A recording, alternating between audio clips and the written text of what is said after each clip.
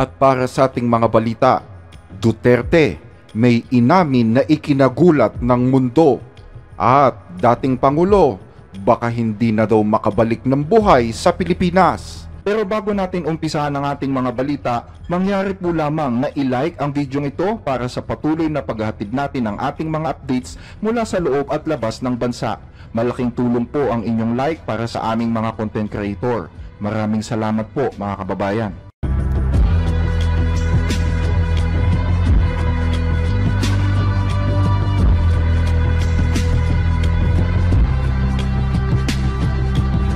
Sinabi ngayon ni dating Pangulong Rodrigo Duterte na inaako niya ang lahat ng responsibilidad sa naganap na war on drugs noong kanyang administrasyon.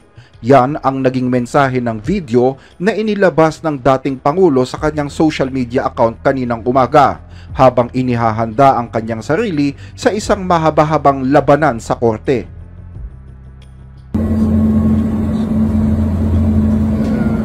To my countrymen, just to give you the current situation, I am about to land sa Hague.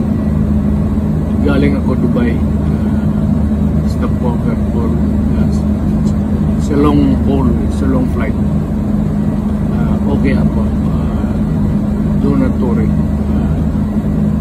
And I think this is something to do with the law and order noon. At sinasabi ko naman sa mga pulis at military na trabaho kayo at ako ang managot.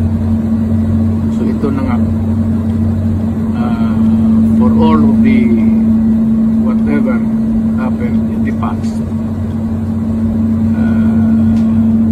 ako na yung nag-front sa ating law enforcement at military. Sinabi ko na I will protect you and ako ang managot sa lahat. Will be a long legal proceedings. But I say to you, I will continue to serve my country at so be it. Kung ganun ang destiny ko. Salamat. Ito ang kauna-unahang beses na naglabas ng video ang dating Pangulo mula nang isakay siya sa eroplano papunta sa The Hague. Inaresto ng ICC si Duterte noong Miyerkules sa Maynila dahil sa mga kasong pagpatay na may kaugnayan sa kanyang gera kontra droga. Ang video na mayroong 10 milyong views ay ipinakita lamang si Duterte na nagsasalita habang nakasuot ng simpleng puting damit. Tila ginawa ang recorded na video sa loob mismo ng eroplano dahil madidinig pa sa background ang mahinang ugong ng makina. Sa isang pahayag, sinabi naman ng ICC na isinuko si Duterte sa kustodiya ng International Criminal Court.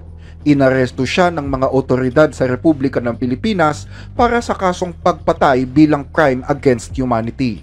Dadalhin si Duterte sa harap ng isang hukom ng ICC sa The Hague sa mga susunod na araw para sa kanyang unang paglitaw. Sa ngayon ay nailipat na siya sa isang detention unit sa baybayin ng Netherlands.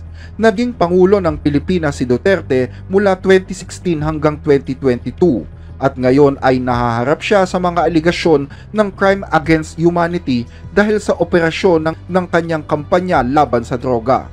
Maaaring siya ang maging kauna-unahang leader sa Asya na lilitisin sa ICC. Dating Pangulo, baka hindi na daw makabalik ng buhay sa Pilipinas.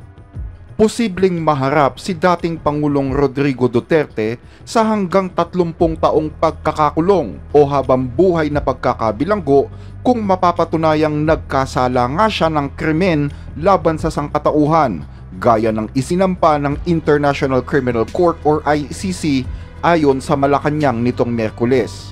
Ayon kay Presidential Communications Office Undersecretary at Palace Press Officer Claire Castro, depende yan sa mga depensang maaaring gamitin ng dating Pangulo. Batay sa website ng ICC, hindi nagpapataw ang korte ng parusang kamatayan. Pero maaaring hatulan ng hanggang 30 taon na pagkakakulong ang isang akusado at sa mga pambihirang pagkakataon, maaari din namang habang buhay na sentensya. Ayon sa ICC, maaaring iapila ang hatol na ito at maaari ring ipag-utos ng mga hukom ang pagbabayad ng danyo sa mga biktima. Ang pag-aresto kay Duterte ng International Criminal Police Organization or Interpol at lokal na pulisya ay nag-ugat sa patuloy na investigasyon ng ICC kaugnay sa mga aligasyon na ang kanyang kampanya kontra droga ay nagresulta sa libu-libong extrajudicial killings noong siya ay alkalde ng Davao City at naging pangulo ng bansa. Ang dating pangulo ay inilabas ng bansa noong Martes ng gabi. Ayon kay Castro na isa ding abogado, kailangang humarap si Duterte sa isang lokal na korte sa Netherlands upang matukoy kung wasto ang kanyang pag-aresto bago siya dalhin sa ICC upang harapin naman ang mga kasong isinampa sa kanya. Samantala, sa isang press conference ilang sandali matapos lumipad ang eroplano ni Duterte patungong The Hague, binigyang diin ni Pangulong Ferdinand R. Marcos Jr. na ang ginawang pag-aresto ay bilang pagtugon ng Pilipinas sa Interpol at hindi sa ICC dahil opisyal nang umalis ang Pilipinas sa ICC mula pa noong 2019.